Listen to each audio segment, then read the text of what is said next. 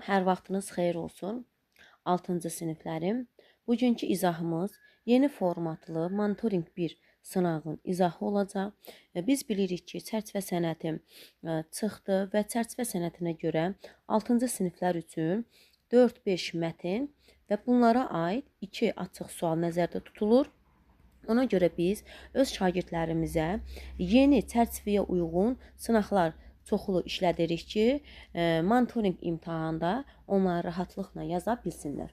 Və 5 mətn düşür. Onların mətnlərdən biri informativ mətndir, ikinci bədii mətndir, üçüncü arqumentativ mətndir, sonra rəsmi işgüzar mətn haqqında olacaq, bir də təlimat verici mətn haqqında 5 mətn olması nəzərdə tutulur.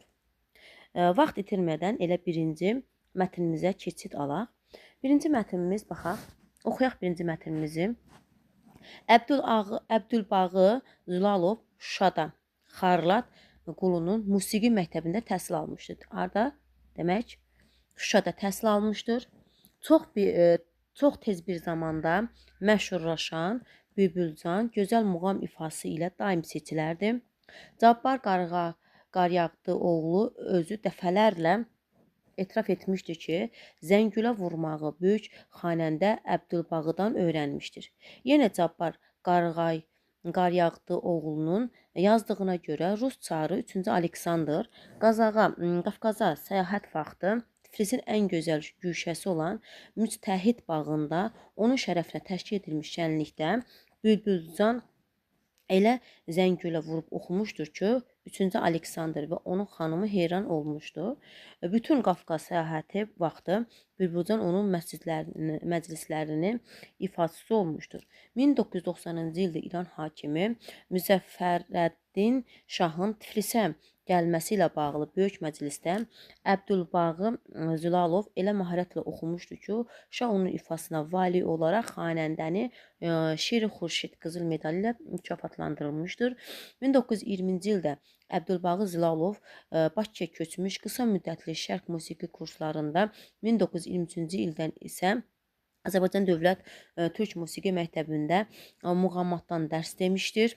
Demək, onun pedaqoq kimi fəaliyyəti də var.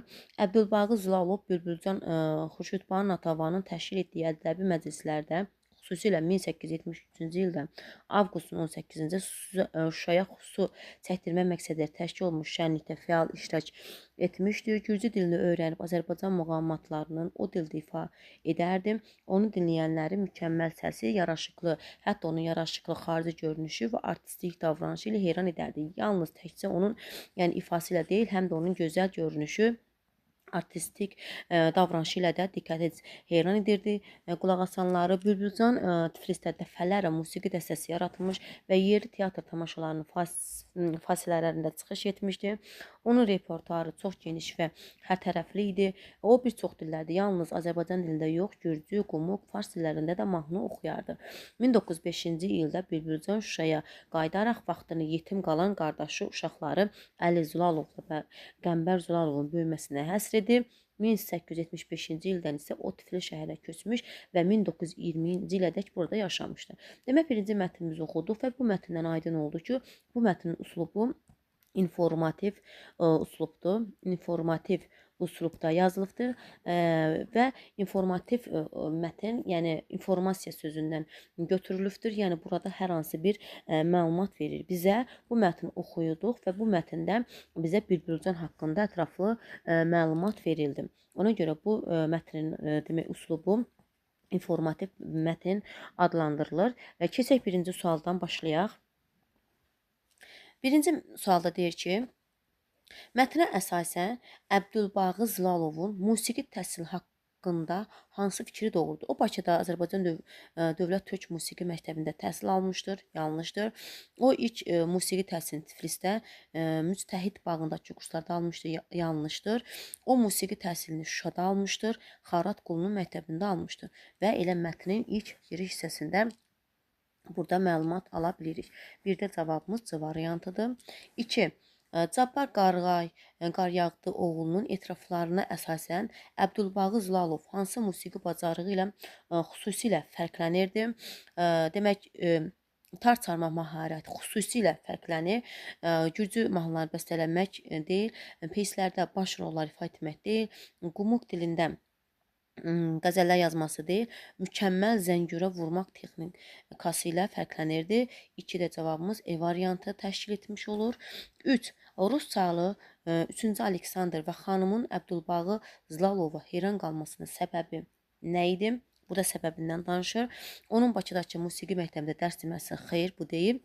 Tiflisdə Müttəhid bağındakı məclisdə göstərdiyi yüksək ifaçılıq məharəti. 3-də cavabımız B variantı olacaq. 4. 1900-cu ildə baş tutan hansı hadisə xanəndəyə Şiri Xurşid qızıl medalını qazandırmışdır?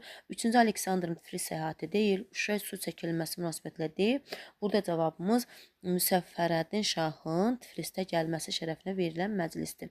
4-də cavabımız C variantı. Bülbülcanın pedaqoji, müəllim, yəni müəllimlik fəaliyyəti ilə bağlı verilmiş hansı məlumat doğrudur? O ömür boyu yalnız Tiflisdə dərs demişdir. Yanlışdır. 1905-ci ildə Şuşada musiqi məktəbi açmışdır. Burada yanlışdır. O İran hakimi tərəfindən muğamat müəllimi kimi təyin edilmişdir. Yanlışdır. Sonra Xarrat Qulu ilə birlikdə Şuşada dərs demişdi, yanlışdır. Cavabımız E variantıdır. Bakıda şərq musiqi kurslarında Dövlət Musiqi Məktəbində muğamatdan dərs demişdi. Cavabımız E variantı edir. Demək, 6-cı mətndə Bülbülcanın sənətkar xüsusiyyətləri arasında aşağıdakılardan hansının adı çəkilmir? Mükəmməl səs çəkilir. Xarici görünüşü var idi. Artistik davranışı var idi. Geniş hər tərəfli repertuar var idi. Amma burada musiqi alətlərinin təmir etmək bacarığı yox idi. Cavabımız 6-da E variantı təşkil edir. 7. Mətnin məzmununa əsasən hadisələrin düzgün ardıcıllığını düzgün ardıcıllığını müəyyən etməliyik. Bakıya köçərək musiqi məktəbində dərs deməsi, Tiflisə köçərək orada yaşaması, Şuşada qardaş uşaqlarının böyüməsinə vaxt ayırması, Şuşaya su çəkilməsi ilə bağlı şənlikdə iştirak etməsi. Baxaq buradan. Burada birinci Şuşada su çəkilməsi ilə bağlı şənlikdə iştirak edir. 1-4. Sonra Tiflisə köçür, orada yaşayır. 2. Sonra qardaşı uşaqlarının böyüməsinə vaxt ayırır. 3. Bakıya köçərək musiqi məktəbində də dərs deyir. 1. Cavabımız 7-də D variantı olmuş olacaq. Davam edək 8-ci sualdan. Bülbülcanın Tiflisdə musiqi dəstələri yaratması və müxtəlif dillərdə mahnı oxuması onun hansı keyfiyyətlərindən xəbər verir? Onun yalnız Azərbaycan auditoriyası üçün çalışdığını yanlışdır. Musiqinin yalnız dini məqsədlərə istifadə etdiyi yanlışdır. Maddi vəziyyətin aşağı olması yanlışdır. Yalnız Şuşa mühitinə bağlı qaldığı yanlışdır. Cavabımız E variantı. Çox şaxəli, zəngin yaradıcılığa və beynəlmiləl ifaçılıq qabiliyyətinə malik olmasından xəbər verir. Cavabımız 8-də E variantı. 1905-ci ildə Bülbülcanın Şuşaya qayıtmasının əsas səbəbi nə idi? Şiri Xurşid medalını almaq yanlışdır. Bakıdakı musiqi kurslarına rəhbərlik etmək yanlışdır. Tiflisdəki yaşayışına narazı qalması, Natəvan ədəb məclisində iştirak etməsi, Şuşaya qayıtmasının əsas səbəbi yetim qalmış qardaşı uşaqlarının qayğısına qalmaqdır. Cavabımız Y variantı olmuş olur. 10-cu suala baxaq. Mətnə əsasən Bülbülcan haqqında hansı fikir yanlışdır? Azərbaycan muğamlarını gürcü dilində ifa edə bilərdi. Bu doğru fikirdir. Cabbar Qaryağdı oğlu ondan zəngülə vurmağı öyrənmişdir. Bu da doğrudur. 1920-ci ilə qədər yaşamışdır. Doğrudur. O Tiflisdə Bülbülcan təxəllisini ona İran hakimi Zəfər Şah vermişdi. Belə bir haqqında məlumat almırıq. D variantı. Onun repertuarına qumluq, fars dillərində də mahnılar daxildir. Bəli, yalnız Azərbaycan dilində deyil, digər dillərdə də ifa edirdi. 11-ci suala baxaq. Müttəhid bağında baş tutan şənliyin iştirakçıları kimlər olmuşdur? Əlbəttə ki, orada 3-cü Aleksandr, onun xanımı və Bülbülcan olmuşdur. Cavabımız Y variantı. mətnin ümumi məzmunundan çıxan ən doğru nəticə. Yəni burada mətndən çıxan nəticə, yəni burada ideyası, mətnin ideyası nə deməkdir və yaxud müəllifin mövqeyi deyə bilərik. Mətndən çıxan ideya Əbdülbaqı Zülalov həm ifaçı, həm pedaqoq, həm xeyirxah ailə başçısı kimi dərindən iz qoymuşdur. Mətnin ümumi məzmunundan biz bu nəticəni çıxara bilərik. 12-də C variantıdır. 13. Mətnə əsasən Əbdülbaqı Zülalovun sənətinin Qafqaz və Yaxın Şərq miqyasında yüksək qiymətləndirdiyini sübut edən 2 fakt lazımdır bizə. Qafqaz və Yaxın Şərq miqyasında 2 fakt lazımdır. Faktın biri, baxaq burada mətnimizə. 2 fakt göstərə bilərik nəyi? Bir, göstərə bilərik ki, Rus Çarı 3-cü Aleksandr Qafqaza səyahət vaxtı Tiflisin gözə güşəsi olan Müstəhid bağında onun şərəfinə təşkil edilmiş şənlikdə Bülbülcan elə zəngülü oxumuşdur ki, Aleksandr onun xanımına heyran olmuşdur və bu heyran olmasına səbəb bütün Qafqaz səyahəti vaxtı Bülbülcan onun məclislərinin ifaçısı olmuşdur. Yəni, o nə vaxta kimi burada Qafqaz səyahəti boyu qalmışdısa, orada Bülbülcanı öz məclislərinə dəvət etmişdi. Birinci faktımız budur. İkinci faktımız isə onun Müzəffərəddin Şahın Tiflisə gəlməsi və böyük məclisdə Əbdülbaqı Zülalov elə məharət oxumuşdur ki, Şah onun ifasından vali olaraq xanəndəni Şiri Xurşid medalı ilə mükafatlandırmışdır. Bu 2 faktı göstərə bilərik. Keçək ikinci mətnimizə. İkinci mətnimiz bədii mətindir. Bəs biz bədii mətni necə seçirik? Bədii mətn məcazlar üstünlük təşkil edir. Orada epitet, təşbih, metafor, frazoloji birləşmələr, məcazi mənalı üstünlük təşkil edir və qulağa daha yatımlı olur. Daha çox, yəni uşaqlar bunu oxuyanda daha çox tez qavrayırlar. Baxaq bizim mətnimizə. Bədii mətindir. Qoca və fidan haqqındadır. Hər gün yaşlı bir kişi yol kənarında kiçik bir fidan əkirdi. Oradan keçən bir gənc ona baxıb gülümsəyərək soruşdu. Ay baba, sən artıq qocalmısan. Bu əkdiyin ağacın meyvəsini görməyə ömrün yetməyə bilər. Niyə özünə bu qədər əziyyət verirsən? Qoca belini düzəldib gəncə müdriklə cavab verdi. Oğlum, bizdən əvvəlkilər əkdilər. Biz yedik. İndi isə biz əkməliyik, bizdən sonrakılar yesin. İnsan təkcə özün üçün yaşamır. Gənc bu sözlərdən çox təsirləndi. O anladı ki, əsl zəhmət, fədakarlıq və insanın özündən sonrakı nəsillərə qoyub getdiyi mirasdır. Mətnimiz bu qədər. Qısa bir mətindir. Keçək 14-cü sualdan davam edək. Mətnin əsas ideyası nədir? Mətnin əsas ideyası insan gərək nəsillərin rihafı üçün fədakarlıq etməyə bacarmalıdır. Cavab D variantı. Yaşlı insanlar hörmət etməkdən danışılmır. Meyvə ağaclarını əkmək digər ağaclardan xeyridir danışılmır. Gənclər zaman yaşlıların fikrinə şübhə ilə yanaşırlar. Buradan mətn bu haqda danışılmır. Yol kənarında ağac əkmək ətraf mühiti gözəlləşdirir. Bu haqda da danışılmır. 14-də cavab D variantı. Qocanın gəncə verdiyi cavabdan hansı məntiqi nəticə çıxarmalıyıq burada? Baxaq buradan, o özünü gənc hiss edir, yanlışdır. O bu ağacın meyvəsini mütləq özü yemək istəyir, yanlışdır. O, həyatda varislik prinsipinə inanır. Cavab C variantı. Niyə? Çünki deyək ki, bizdən qabaqçılar əkmişdi, biz yedik. İndi isə biz əkirik, başqası yeyəcək. Cavabımız 15-də C variantı. 16. Mətnin məzmununa əsasən hadisələrin gedişatını müəyyən edirik. Gəncin qocanın sözlərindən təsirlənməsi, qocanın yol kənarında fidan əkməsi, demək cavab elə birinci 2 gəlir. Gəncin qocaya sual ünvanlanması, qocanın bizdən sonrakılar yesin deyə cavab verməsi. Demək, gəncin qocanın sözlərindən verməsi. Sonra gəlir nə burada? Sonra gənc qocaya sual ünvanlayır 3. Sonra qocanın bizdən sonrakılar yesin cavab verməsi 4 və sonuncuda da gəncin təsirlənməsi 1. Cavabımız E variantıdır. Açıq suala baxaq. Mətndə qoca obrazı 2 fərqli xarakter xüsusiyyəti, bir xarakterini yazmalıyıq 2 dənə və onu fikrimizi mətndən gətirdiyimiz faktlarla da əsaslandırmalıyıq. Birinci yaza bilərik ki, qoca müdrik idi. Qoca müdrik idi. Və mətndən hansı faktını əsaslandıra bilərik?